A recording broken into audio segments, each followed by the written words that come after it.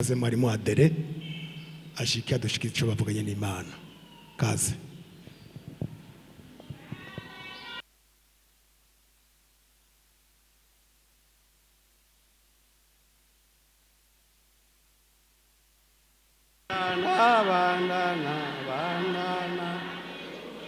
Tubandanira ubwami bwo mw'ijuru bandana.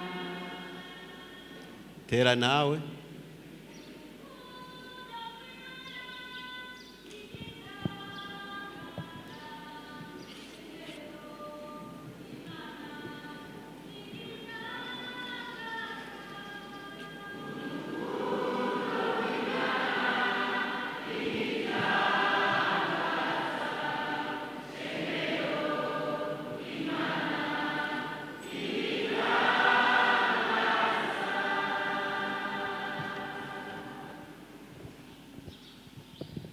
Yesu Kristo nashimwe. Ndabaramukije mwese mu izina rya Yesu Kristo umwami n'umukiza wacu. Yesu nabahezagire cyane.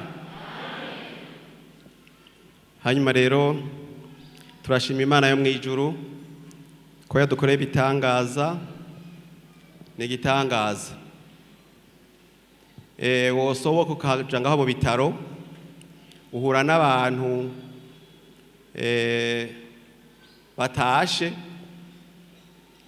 ushikira umuryango uhura n'abantu batashe banezerewe kuko uwabo akize. Wigiye imbere gato uhura n'abandi bariko bararira kuko uwabo atakiri mu mubiri, bari bamugwaje iminsi mugabo bamusize muri morgue. Yesu adufashe. Ugumye ngaho gato ucubona n'abandi bajana muri morgue, canke ukabona abandi bakora muri morgue babajana ku mpanda. Wowe uri ngaha rero shima Imana kuko izo mpwemu gihumeka se wazihaye. Mbega uwo kubaza ati wakoresheje ubuhinga ki kugira ngo ubone izuba ry'uno munsi? Ntabwo woronka.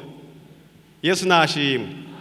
Rero kuza mu ngoro y'Imana ni ivy'igiciro kuko hari wavyifuje, nimba ari muhira agwaye canke afise ikindi kibazo ariko ati ndahomvye kuko ntari mu bandi, kuko mu ngoro y'Imana hararemesha. Yesu nashimwe. Hamwe n'ivyo rero tudatebeje dusome ijambo ry'Imana. Kandi rero ijambo ry'Imana tugiye kumva twamaze kuryumva, reka nongereko mwemu yabaye umwe, haba mu ndirimbo rusangi canke ikorasi mwene data ngateye n'umurongo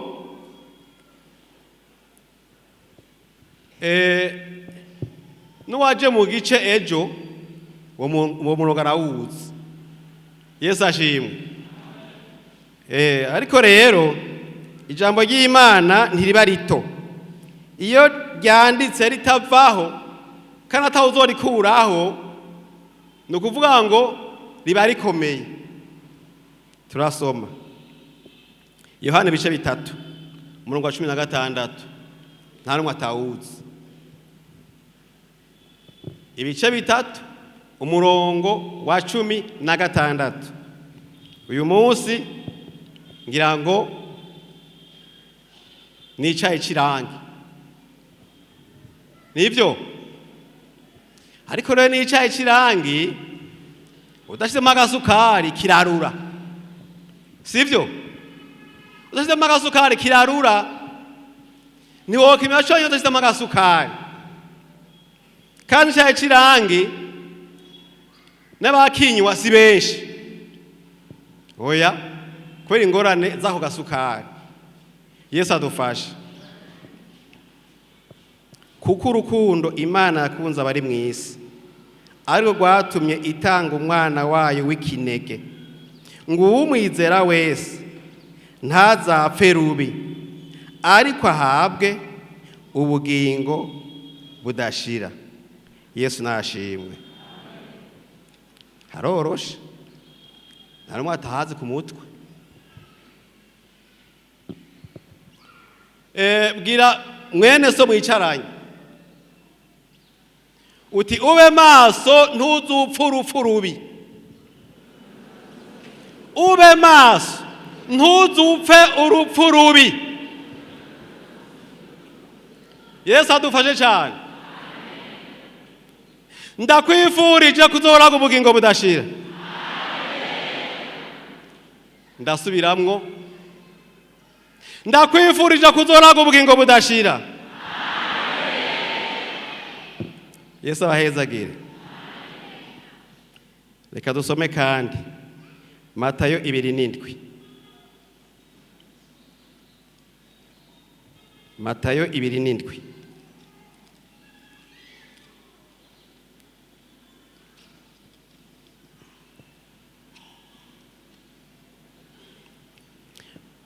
Duhere ku murongo wa 3 dushika no kuri 5. Maze Yuda yamuguze abonye Yesu ko bamutsindishije aricuza, asubiza abaherezi bakuru n'abashinga ntahe za ntete z'ifeza 30 ati nacumuye, naguze amaraso y'ubutagira icyaha. Nabo baramwishura bati bidutwaye iki? Ni ibyawe. Aterera izo ntete z'ifeza aheraho urusengero, aragenda arimanika. Yesu adufashe cyane. Yesu adufashe cyane. Mbega urwo rupfu rubi rumeze gute? Abantu bataramenya Imana nibo bakunda kuvuga ngo nakarahiriwe, ntacabuze, ngo uhiriwe mu isi, ngo wahiriwe no mu ijuru. Abana bataramenya Imana, ariko sivyo. Yesu adufashe. Kuko umuntu wese yaba ugororokeye Imana canke atagororokeye Imana, bose baragendana urupfu rwo mu mubiri. Siko none umugororotsi umunyabyaha bose barava mu mubiri, tukabajana munsi y'agataka. Mbega urwo rupfu nshaka kuvuga n'uruhe? Ivyashwe Yohana 2:8 havuga ngo iki? Makozi y'Imana hora ntazi kuhabona. 2:8 havuga ngo ariko ibijora n'abatizera n'abakora ibizira n'abicanyi n'abashakanye n'abarozi n'abasanga ibigirwamana n'abanyabinyoma bose, umugabane wabo uzoba mu kiyaga caka umuriro n'amazuku. Nico rupfu rwa kabiri. Uru rupfu rwa kabiri nirwo rero nshaka twigisha nyako. Urupfu rugira kabiri n'uruhe? Twagumvise. Urupfu rwa kabiri nirwo navuze nti wirinde, ube maso, urwo rupfu ruze rugushikire kandi warizeye Imana. Yesu adufashe. Yuda yari yarahamagawe aba mu zindi ntumwa, maze Yesu arabasezeranira yuko bagiye kuba abambasaderi ku isi yose, bakajyana ijambo ry'Imana. Arizerwa. Mugabo rero Yuda maze arahemuka, kubwo gukunda kanoti arahemuka, ajya ifaranga kugira ngo agurishe umwami wiwe, ajya ifaranga kugira agurishe shebuja. Yesu adufashe. Yuda rero yaribaza ko rikaguma kwa kare igihe Yesu bamujana ku kimanga kugira bamuhenurireyo ahwere, ariko rero birahinduka. Bamaze kumusambisha, Yesu bamaze kumusambisha, abona rero baramutsindishije, abona ntacyo bamugize, mugabo bamaze kumucira ubwo gupfa yavyumvise ati nukuri zinoti ntazondya, acazijana zishira abaherezi, atakira nabo baranka, turagapfana n'aya mafeza yawe, jana amafaranga yaguze amaraso y'umuntu ntituyakira. Kandi bashobora kuvuga bati twakwasha n'umumperezwa none ntayo dushiramwo. Erega Yuda amaze kubona ivyo acaragenda acarimanika. Yesu adufashe, Yesu adufashe cyane. Mbega yarangije neza. Urupfu rwa mbere ariyahura, yiyahuye n'urupfu rwa kabiri ruca ruramushikira, kuko kuva gitangura kwiyumvira kugurisha shebuja yagendana impfu zibiri. Yagendana urupfu rusanzwe dupfa twese, agendana n'urupfu rugira kabiri. Yesu adufashe cyane. Wirinde naho wakiri umwami Yesu, naho ukorera Imana, naho witwa igiki mu ngoro y'Imana, wirinde kugendana urupfu rugira kabiri. Erega hariho abarugendana, hariho abarugendana urupfu rugira kabiri. None nk'ubu ko Imana yavuze ngo ntihagire izindi mana mu mbangikanye, akaca agenda akarara ku mupfumu, akaca yongera akaza mu ngoro y'Imana, n'igikombe akakira, umutsima akakira, mbega uyo mwumva twamushira hehe? Agendana impfu zibiri, agendana urupfu rusanzwe n'urupfu rugira kabiri, arabigendana kuko yasuzuguye Imana aja kuraguza. Yesu adufashe cyane. Nizere ko ngaha atabariho, mugabo birashaka ko umuntu agira intege nke, ari mu kigeragezo kidasanzwe akaremerwa, ati Imana yatevye kunyishura, atereka ngenda aho binyaruka, akaca agenda rero akarara imbere y'umupfumu. Yesu adufashe. Ko nongowe kwivuga reka ndabivuge, nimba atawuriho ngaha ni vyiza cyane, ariko nimba hari uyu munsi ushobora kuba umunsi wa nyuma kuri wewe, wihane. Yesu adutabare cyane, Yesu adutabare cyane. Dusome ingoma ya Placide Sengiyumva nihari.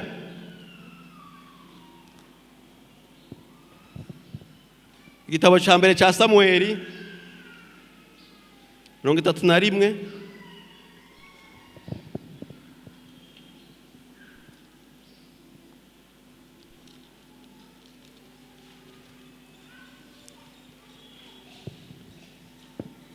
Igitabo cya mbere cya Samueli 31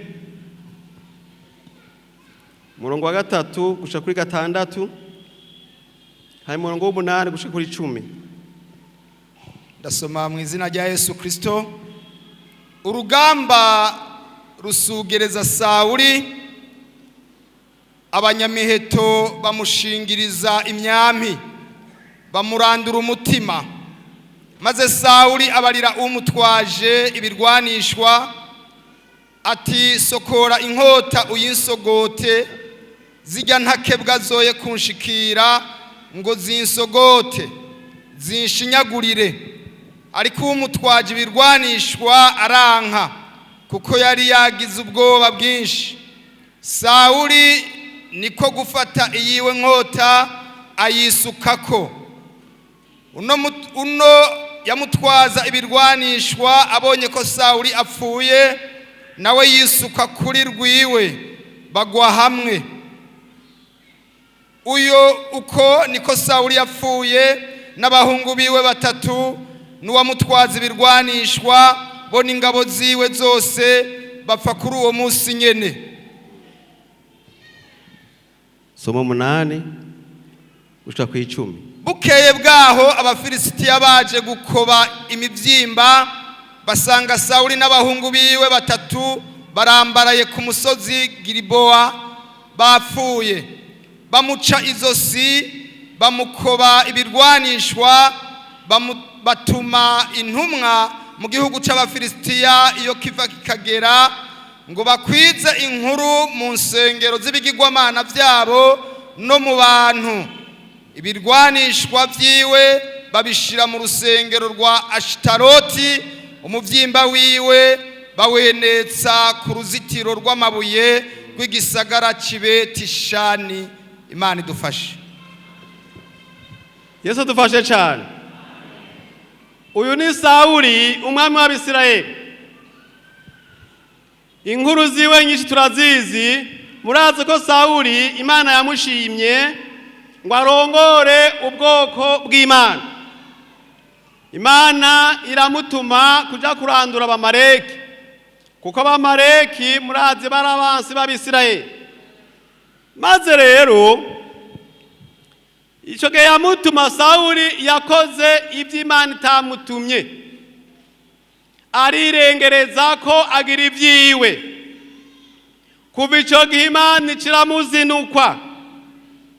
iciramuzinukwa imwaka n'ingoma. Imwatsi ingoma iyiha Dawidi. Vyumvikana ko amavuta Imana yamushizeko yamukurako. Vyumvikana yuko kuko yagararije Imana acagendana urupfu rugira kabiri. Yesu adufashe cyane. Maze rero atumvise ngo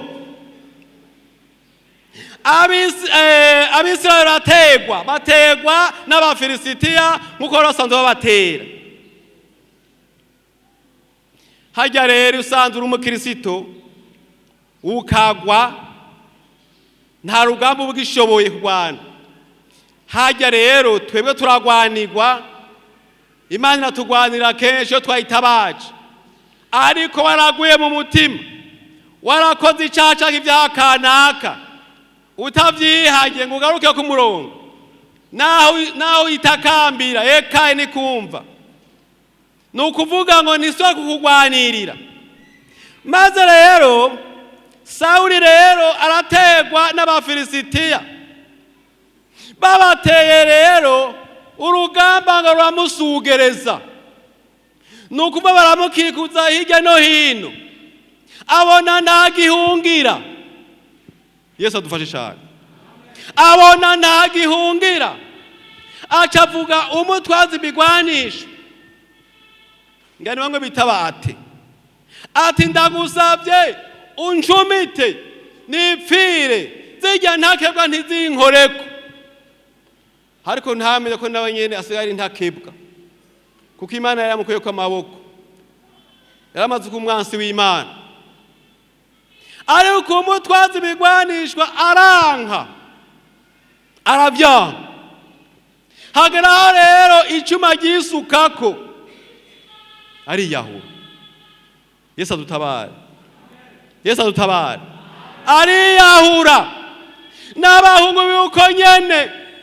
Maze abafilisitiya baje kuraba, basanga arambaraye ku musozi, n'abahungu imivyimba irambaraye ku musozi. Kandi yamaze guhwera, maze abafilisitiya baraza ngo baca babatwara ivyabo vyose, bongera kandi ngo bamuca umutwe, kandi yamaze gupfa. Urumva sinzi kwa guhohosha, karagashabota baradushetesheje kenshi. Maze rero ngo baca bamuca umutwe, barawujana bawumanika iwabo kuri korotire, bawushiraho. Yesu adufashe cyane. Yesu adufashe cyane. Amavuta Imana yaguhaye wirinde ntakuveko. Amavuta y'ubukristo wirinde ntakuveko, kandi wirinde kuba umugarariji. Imana ikubwiye ati kora iki, kora uko nyene. Imana igutegeza ati gira iki, gira uko nyene. ureke kugarariza. Maze rero iki gihe rero ngo n'ibigwanishwa byabo barabitwara babijana mu ngoro zabo, baranatangaza mu gihugu cyabo bati Sawuli twazanye umutwe wiwe, twazanye ibigwanishwa byabo. Barigamba. Umuntu arangije nabi nuko umuntu arangije nabi n'ikuzimu avuza impundu ati turaronse. Yesu adufashe cyane. Abadayimoni bararirimba ati turaronse.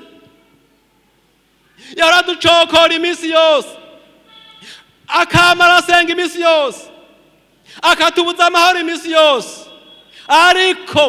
ariko turamuronse umunsi. Yesu adufashe cyane. Yesu adutabare ati uyu munsi turamuronse. Ikuzimu bavuza impundu, ikuzimu bararirimba, abadayimoni bararirimba, ariko mu ijuru naho hakaba ikigandaro. Yesu adufashe cyane. Wirinde urupfu rugira kabiri, ntihagire ego meco ruzokugira, ariko gumya agakiza waronse. Nk'uko twumvise indirimbo baririmbye kuri ale bagabo, gumya ako gakiza waronse. Nubwo ibihe bitoroshe ariko kagumeko. Izo ngwa zikuzigirije, ubwo bukene ufise, ega Yesu arabizi.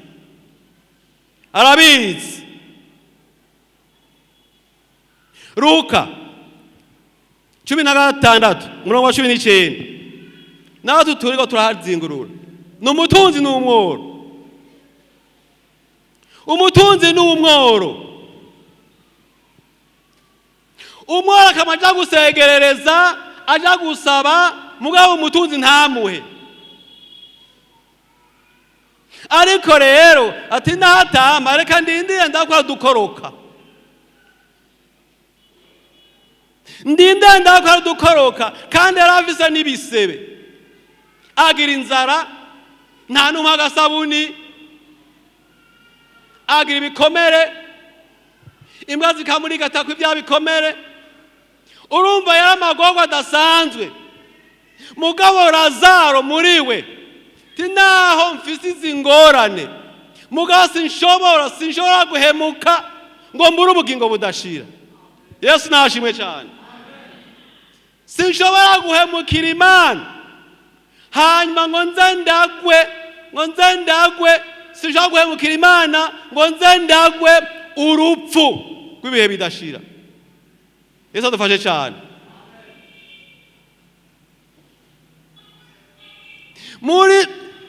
Muri twese ngaha nta numwe yifuza urupfu gira kabiri, nta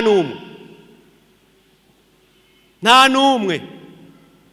Kuko nimba waje mu ngoro y'Imana canke wamuza wifuza kuzoraga ubugingo budashira. Mugabo rero haba amategeko. Iri jambo ry'Imana twumva iminsi yose niryo tugenderako kugira ngo tuze turaga ubugingo budashira. Yesu adutabare cyane.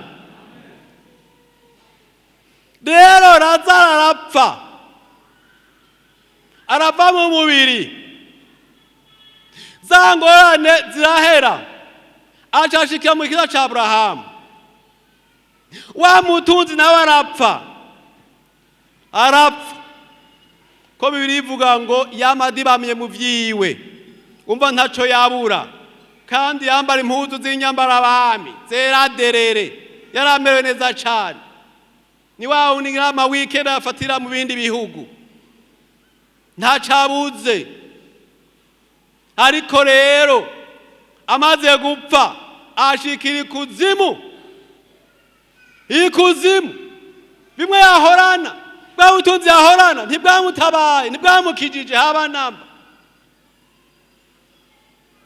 Urupfu rugira kabiri ruba ruramushikiye.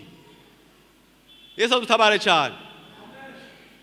Wirinde nimba Imana yaguhezagiye, wirinde ubwo butunzi ufise ntibuze bukujyane muri Gehinomu. Sinibaza ko umutunzi iyo avuye mu mubiri nawe bafise amamiliyaridi, sinibaza ko iyo agiye ku mpanda, iyo tumujanye ku mpanda, sinibaza ko bamuhambana n'umuriyoni.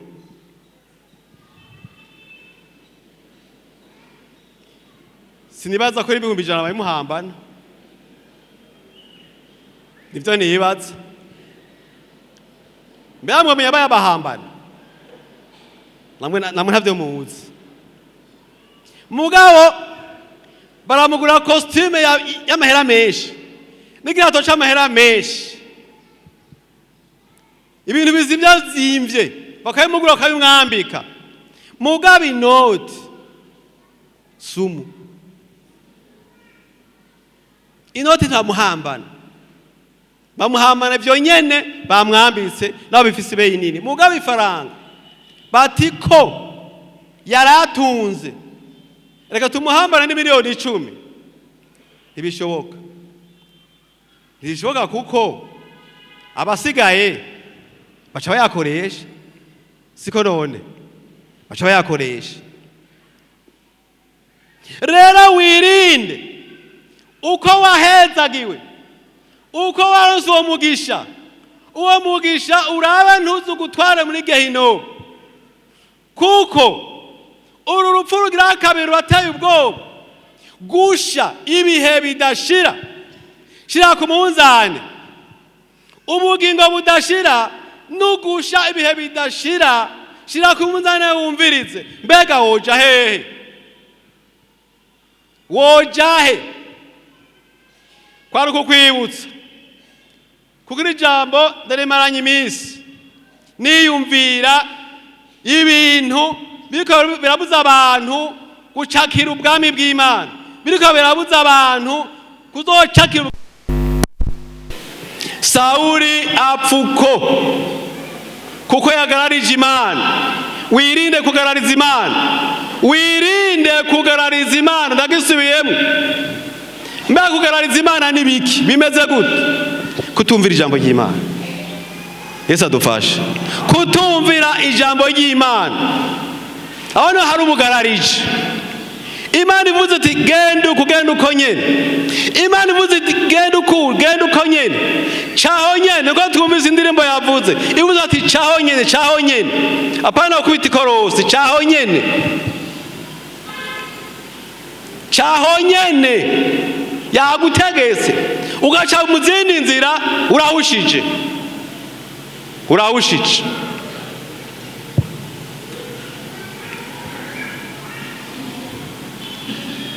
Turabe guharura 11.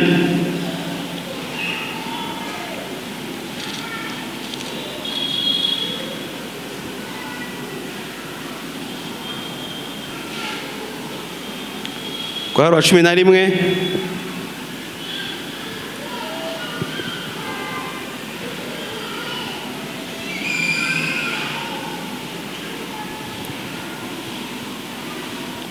Umurongo wa mbere dushikana kwa 3. Abantu baridodomba kubw'ibibagoye, bigwa mu matwi y'Uhoraho. Avyumvise uburake bwiwe buraziriringa. Umuriro w'Uhoraho waduka muri bo, uyigiza igihimba cyo ku mpera yaho bashagaje. Abantu baratakambira Mose, nawe abasabira kuhoraho. Uwo muriro urazima. Aho hantu bahita Tabera, kuko umuriro w'Uhoraho wadutse muri bo. Yesu adutabare cyane. Ngo abantu abo Mose yararongoye baridodomba kubw'ibibagoye, kandi bitugora ntibibura. Wowe urazi bikugoye, urazi ingorane zawe, urazizi, none uzihagazemo gute? Ariko bo ngo baridodomba. Nimba bari babuze ibyo kurya, nimba bari babuze amazi yo kunywa, nimba bari babuze ibintu kanaka, ntawe ubizi, ngo baridodomba. ijambo ry'Imana riratubuza kwidodomba ngo ibyo musaba byose mubisabe mutidodomba, kandi ijambo ry'Imana riraremesha. Ibyo mwifuza byose mubimenyesha Imana mu gusenga. Ibyo bikorwa bimenyesha Imana mu gusenga, harimwo no kwinginga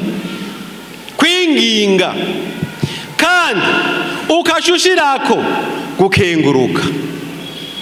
Yesu ashimwe, Yesu ashimwe. Naho utarabironka ivyo usaba ngo ukenguruke kubironse. Iyo uriko wandika ikete, wandikira ahantu kanaka ivyo usaba, usaba nk'umuntu atwara aho hantu, uramwandikira ivyo ugomba, epfo ugaca wandika ngo ndashimye ngo inyishu nziza muzompa canke muza kumpa. Siko none ugashima utazi kuzoronka nuko uzoronka. Aho ni ku mwana w'umuntu, ariko ku Mana ho twumvise ngo urukundo rwayo ni runini. Ku Mana hoho biba bihari, ntivyimana. Wepfa kuyisaba gusa uyigororokeye. Banza urabe ingene umeze, banza urabe utunganije umutima, kuko Imana ni yera. Ni naco gituma iyo turiko turayisaba tuyisaba twejejwe. Yesu adufashe cyane. Raba ingene umeze imbere y'uko uyisaba. N'umwana w'umuntu ugiye nk'ahantu hambaye hakomakomeye, ukagenda ivyo ugiye kuronderayo ku muntu akomeye, uragerageza ukamesura agahuzu ufite cyangwa ukagatira, ukagenda wiyoze neza kugira ngo ushitseyo abona ati uyu muntu nubwo akenye mugabo yiyoze, nubwo akenye yameshe. Yesu ashimwe. Kuko ugiyeyo ukamota ukundi aca gusohora, utibanza ugende uzogaruka hanyuma. Yesu adufashe cyane. No ku Mana ibyo tugomba byose dukwiye kuyisaba twejejwe. Hariho abagana ati Mana ibi nibi, kandi yanka mwene se, afite inzigo mwene se,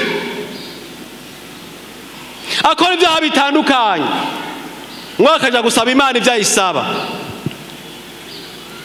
Aha rero Abisirayeli baridodomba ku bintu bibagoye. Aha ntibabivuze mugabo ntibyabutse. Murazi ko hageze ahantu bidogera Mose kubw'inyota bari bafise, kandi ikindi gihe baridoze kubw'inzara, ariko Imana yagenda ibagaburira.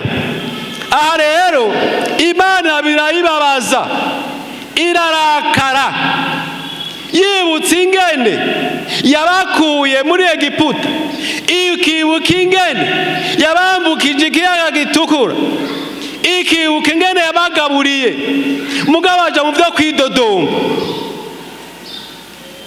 Maze rero ngo uburake bw'Uhoraho buca buraziriringa.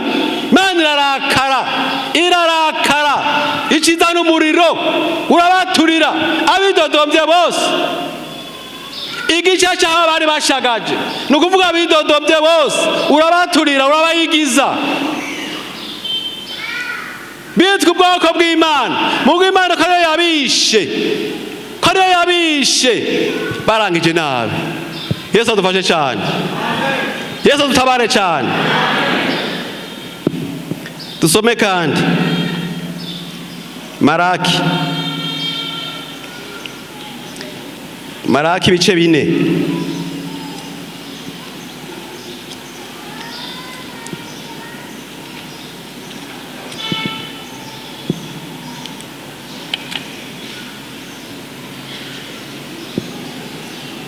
Maraki ibice 4 duhere ku murongo wa mbere dushikane murongo wa mbere dushikane kwa gatatu. Maraki ibice 4 murongo wa duhere ku murongo wa mbere dushikane kwa gatatu.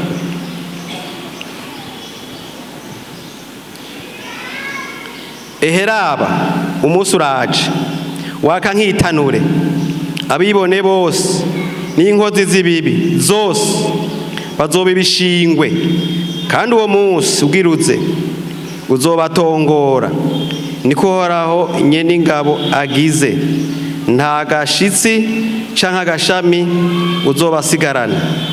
Ariko mweho abubaha izina ryanje, izuba ry'ubugororotsi rizobarasira rifise ugukiza mu mababa yaryo, maze muzosohoka mukina amatavu nk'inyana zivuye mu ruhongore, kandi muzosira ibanga abanyakibi bazoba umunyota munsi ibirenge vyanyu ku munsi uzoshinga, niko Uhoraho nyene ingabo agize. Yesu nashimwe cyane. Twumvise imigwi ibiri. Maraki aburira abantu ngwehebashe eheraba mw'abanyabwibone mwe. Waye niko handitse mbega abibone n'inkozi z'ibibi, siko? Kandi ijambo ry'abibone twararyumvise cyo. Ngweheraba mw'abanyabwibone mwe n'inkozi z'ikibi, ngwehe umunsi uraje kanje waka, sukwaka bisanzwe nk'izuba riserutse, oya uje waka nk'itanure. Ngira ngo hari batazi itanure, abana bavukira mu gisagara ngira ngo bakiri bato bato sinzi, ngira amaze kubona ahantu bacanira amatafari, usanga umuriro uri kuragurumana mwinshi mwinshi. Ngweheraba munsi uraje ngo uje waka nk'itanure, abibone bose n'inkozi z'ibibi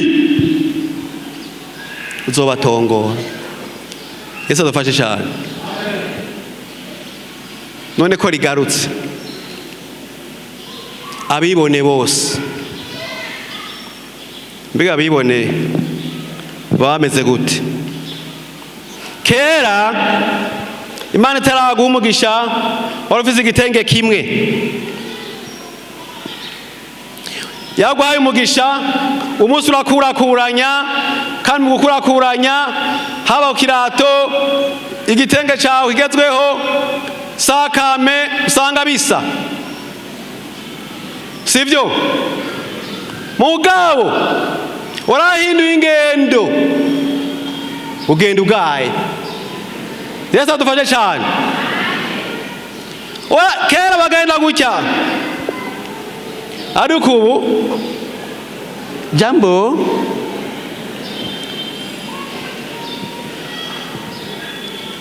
umuntu yize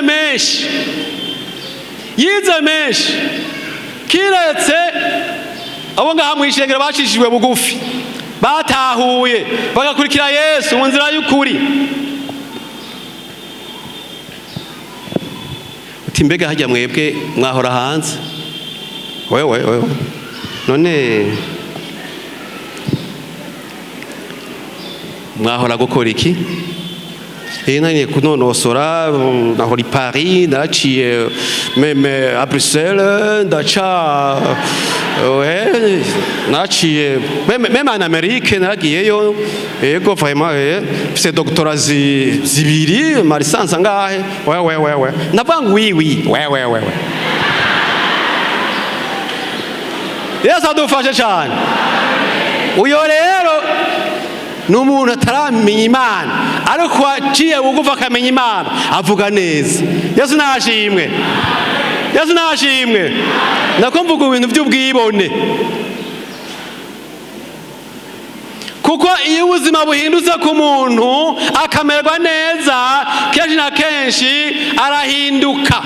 imvugo igahinduka maze n'ingendo zigahinduka. Ariko uwo Yesu yacishije bugufi uranamuhonyorako ntumenya yuko afite n'amamiliyaridi muri banki.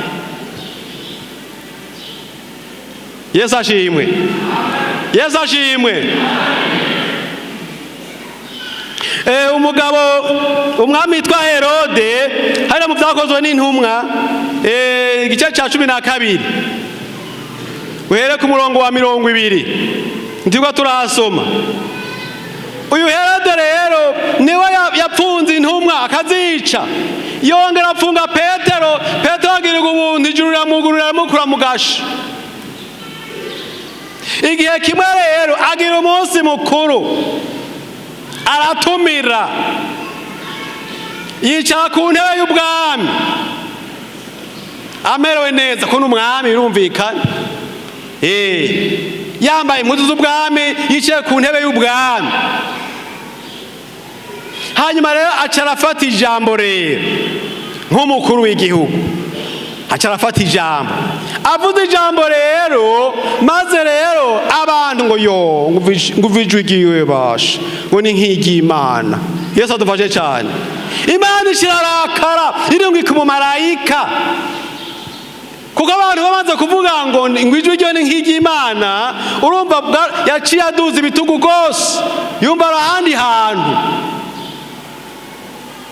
kuko Imana ntishaka uyaka icyubahiro cyayo.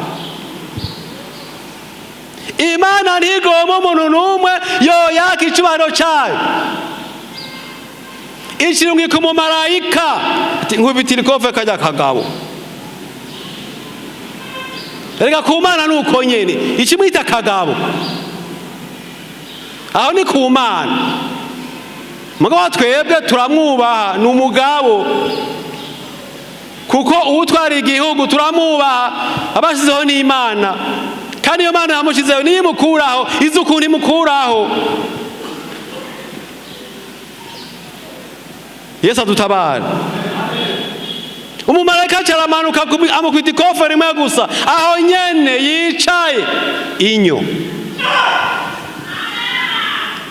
inyo kwa kugara none kuri hehe?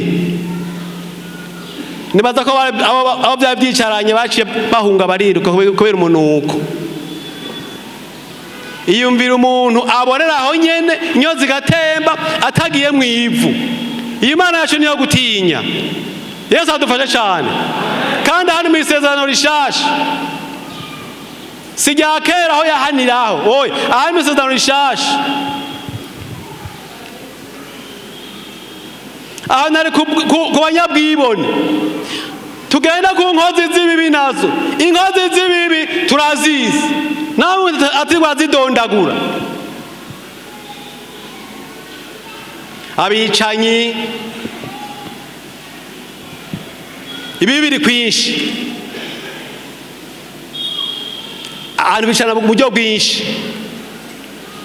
Hari uza akagukubita ugapfa, hari n'ukoresha amangetengete ugapfa. Yesu adufashe cyane. N'umuntu aguheranira agafaranga kawe kandi atayabuze, n'uwo ni inkozi y'ikibi, sibyo? None umuntu aguheranira agafaranga kawe waragacumukuriye akayakwima kandi atayabuze, kandi arashobora no kukishyura nabi ngo jiye ushaka, ngo jiye ushaka ukashuheba canke bishoboka kitwara, kanage witwara nturonke. Nuwo ni inkozi y'ikibi akurarije abantu ubusa. Ni nk'umuntu akoresha umuntu ntamuhemba kandi ntayabuze. Nuwo ni inkozi y'ikibi. Yesu adutabare. Uwo munsi nawe akankitanure abo bose ngo urabaziye, uzobaturira, nta n'agashatsi badusigarana. Yesu adufashe cyane. Nta n'agashatsi uzobasigarana, tugende ku rundi mugwi ngo ariko abubaha izina ry'Imana nka twebwe. Yesu nashimwe. Ngo ariko abubaha izina ry'Imana, uwo n'undi mugwi, izuba ry'ubugororotsi ngo rizobarasira. Siri tuba turaraba n'irindi zuba, tuzobona ikindi gitondo ciza kiryoshe, kugira tubona raba riduturira. Ariko iryo rindi zuba rizoguma rimeze neza, ntirizoturira, ntirizogirana. Kandi rero ico gihe ngo tuzosohoka twikina amatavu nk'inyana zivuye mu ruhongore. Abantu batazi ikintu bita umutavu bagire gutya, batazi umutavu bagire gutya. Mwese murazi umutavu? Ngire mbaze umwe rero, abazi icyitwa umutavu bagire gutya. Abazi umutavu bagire gutya. Nababonye batazi umutavu batinye iki none? Abantu bazi umutavu ngira ngo nababaye ruguru canke bazoroye. Umutavu ni inyana y'inka ikiri ntoyi, bayishira ahantu bakayirekura igiye konka nyina. Iyo rero uwo mutavu umaze kumenyera gutambuka, bayugururiye aho yari iri mu ruhongore rwayo, bakayugururira, utabaye maso igarukira ku muzinda. Yesu ashimwe. Yesu ashimwe. Iryowe nuko isa n'ivuye mu gasho. Murabona umuntu avuye mu gasho? Umuntu avuye mu gasho aranezerwa umengo yotamba umunsi wose ugahera. Nayo irumva bayirekura kugira ngo igorore imitsi, kuko nayo nyene ibikumbuye kwirana kugendagenda, kuko aho bayishitse niho yigiye gutambuka, aho bayishitse aho nyene. Ariko bayirekuye, yewe iriruka, mbwa bitangiriye iguma yiruka izunguruka aho nyene hafi. Natwe rero tuzosohoka nk'imitavu. Yesu ashimwe. Tuzosohoka, mbe tuzosohoka tuva hehe? Tuvuye muri bibazo n'izi ngorane dufise, tubivuyemo. Erega dusa n'abari mu gasho nta dufise agakiza, dufise ibintu bituboha, bitubuza kwidegemvya mu buryo bw'umubiri. Hari bitubuza kwidegemvya kubera agakiza. Ariko rero twasohoka tukava muri izi mvu, ibi byo kubura, ibi byo kugirane, byo kugwaza no kugwara, nitwabivamwo tuzosohoka twikina amatavu nk'inyana vuye mu ruhongore. Kandi ikindi gikomeye, tuzogirane,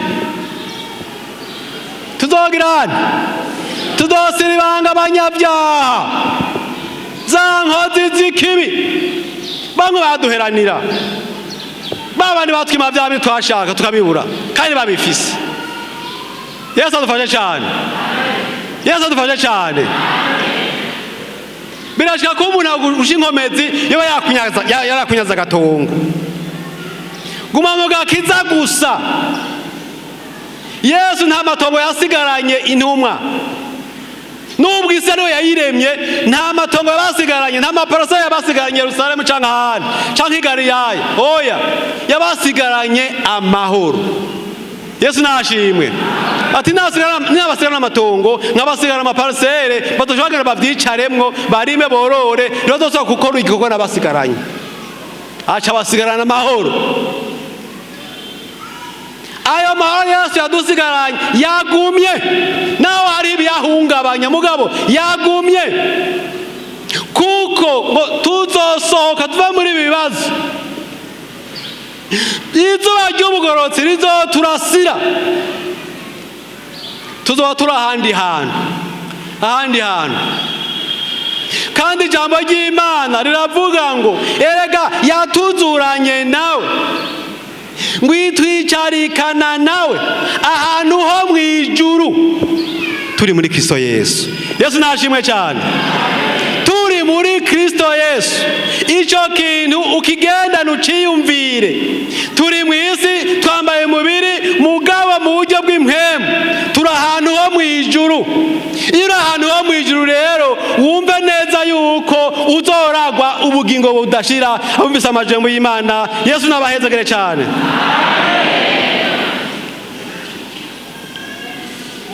Wewe nyiganza umutima wawe wumviriza mu mutima wawe hameze gute? Niyo bagututse ucutukana, bagushwaniye ucushwana, hariya ku kazi, hariya wirigwa, hariya mu rupangu, nta numwe gushingira intahe, nta vyamwa wamwe. Ibyaha byawe urabizi, ibicumuro byawe urabizi. Yuda yaratowe mu bandi bose, yarashimwe mu bandi bose, nkuko nawe mu miliyari z'abantu ziri ku isi warashimwe, na Yesu araguhamagara, arakuzana mu ngoro, arakuzana mu gakiza. Ariko barashika ko mu isi umuntu ahungabana. Turaguhaye kazi utunganye umutima wawe, kazi.